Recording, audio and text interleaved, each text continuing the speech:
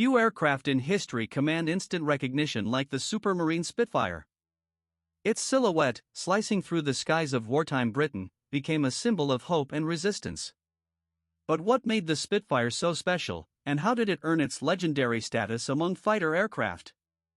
Join us as we explore the story of the Spitfire, the icon of World War II aviation. The Supermarine Spitfire, often simply called the Spitfire, was a single-seat fighter aircraft designed and built in the United Kingdom by Supermarine. Entering service with the Royal Air Force in 1938, it quickly became the backbone of Britain's air defense during World War II. Designed as an interceptor and air superiority fighter, the Spitfire was renowned for its speed, agility, and adaptability.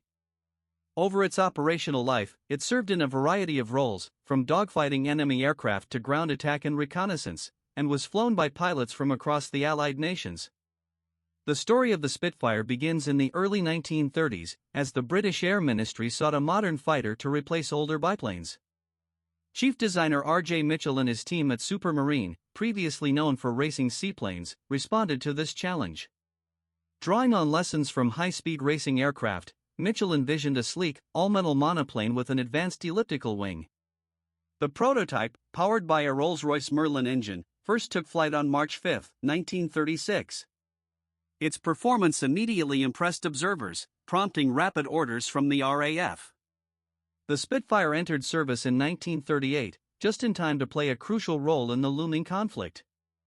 Throughout the war, the Spitfire underwent continuous development, resulting in more than 20 major variants and thousands of incremental improvements.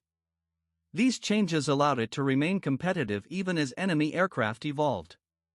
The Spitfire's design was revolutionary for its time. Its all-metal stressed skin monocoque construction gave it strength without excess weight. The most distinctive feature was its elliptical wing, which reduced drag and provided excellent lift.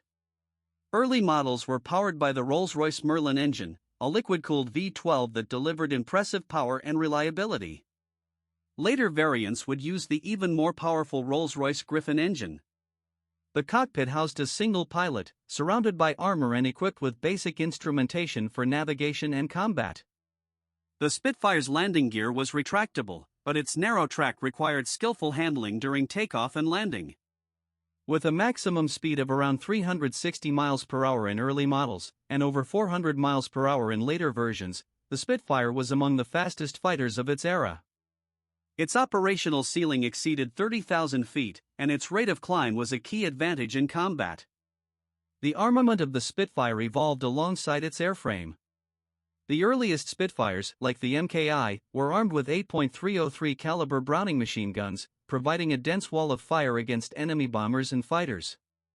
As the war progressed and enemy aircraft became more heavily armored, later Marks introduced 20mm Hispano cannons and, in some versions, a combination of cannons and machine guns.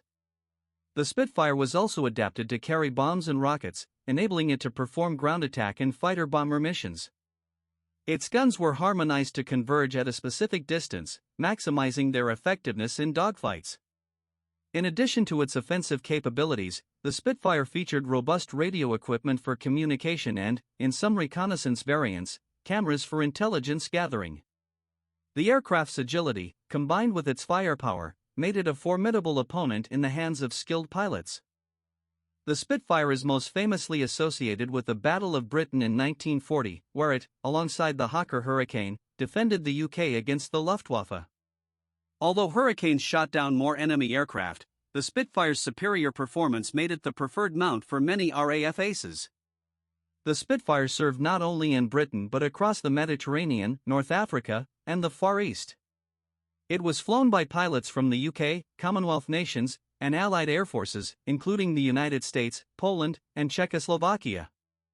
After World War II, the Spitfire continued to serve in several air forces, seeing limited action in post-war conflicts before being retired as jet fighters took over the skies. Its operational history is a testament to its adaptability and enduring value. The Spitfire's greatest strengths lay in its speed, maneuverability, and continuous development. Its elliptical wing provided exceptional handling, allowing pilots to outturn many adversaries. The aircraft's climb rate and acceleration gave it an edge in both attack and escape. The Spitfire's design was flexible, enabling engineers to upgrade engines, armament, and equipment throughout the war. This adaptability meant the Spitfire could face new threats and remain relevant even as technology advanced. Its combination of performance, firepower, and pilot-friendly controls made it beloved by those who flew it. The Spitfire's iconic status is not just due to its combat record, but also the morale it inspired during Britain's darkest hours. Despite its many strengths, the Spitfire was not without flaws. Early variants suffered from limited range, restricting their ability to escort bombers deep into enemy territory. The narrow undercarriage, while aiding aerodynamics, made the Spitfire challenging to land, especially on rough or improvised airfields. As the war progressed and jet aircraft emerged, the Spitfire's piston engine design became increasingly obsolete. Later marks addressed some limitations, but by the late 1940s, the era of the propeller-driven fighter was drawing to a close. The Spitfire's operational life ended as jet fighters like the Gloucester Meteor and de Havilland Vampire entered service. For historical context, the Supermarine Spitfire should be read as a product of a specific requirement, not as an isolated machine. It was built by Supermarine for United Kingdom, with the intended role of World War II interceptor and fighter. Its first flight is recorded as March 5, 1936, and its service entry is recorded as 1938 with the Royal Air Force. Those dates matter because they place the aircraft inside the technology, doctrine, budget pressure, and threat assumptions of its era. The technical story also depends on how the airframe connected structure, propulsion, systems, and crew workload. Key recorded details include crew, one pilot, engine, Rolls-Royce Merlin and later Griffin piston engines, structure, all-metal stress-skin monoplane with elliptical wing, weapons, machine guns, cannon, bombs, and rockets depending on variant, mission, interception, air superiority, reconnaissance, and fighter-bomber operations. In practical terms, an aircraft is never just an engine or a wing. Range, speed, radar, sensors, targeting equipment, weapons, avionics, fuel capacity, maintenance access, and mission planning all decide whether the design can do useful work repeatedly. The operational record of the Supermarine Spitfire is tied to World War II, Battle of Britain, Mediterranean theater, post-war conflicts in limited service. Those examples show how the aircraft performed away from brochures and test figures.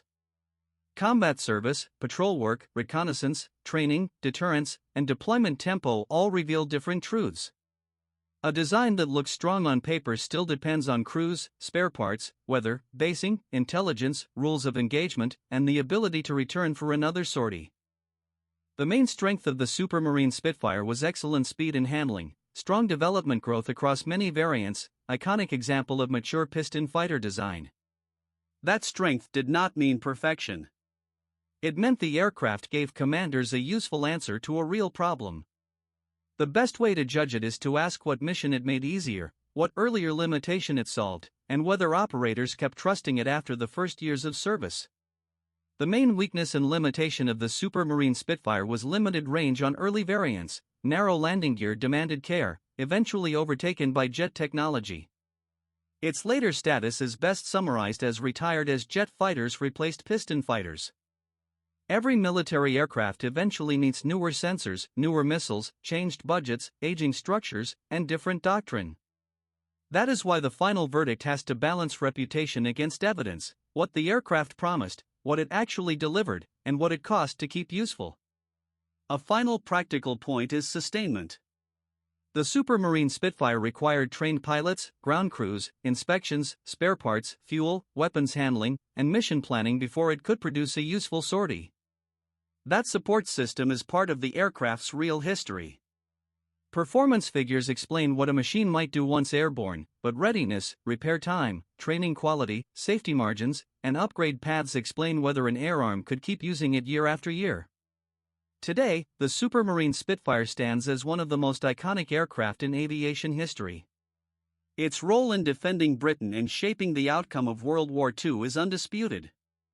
Preserved examples still fly at airshows, a tribute to its enduring design and the courage of those who flew it. The Spitfire's legacy is not only in its victories but in its symbol of resilience and innovation. For more stories of legendary aircraft, subscribe and join us as we continue to explore the evolution of aviation.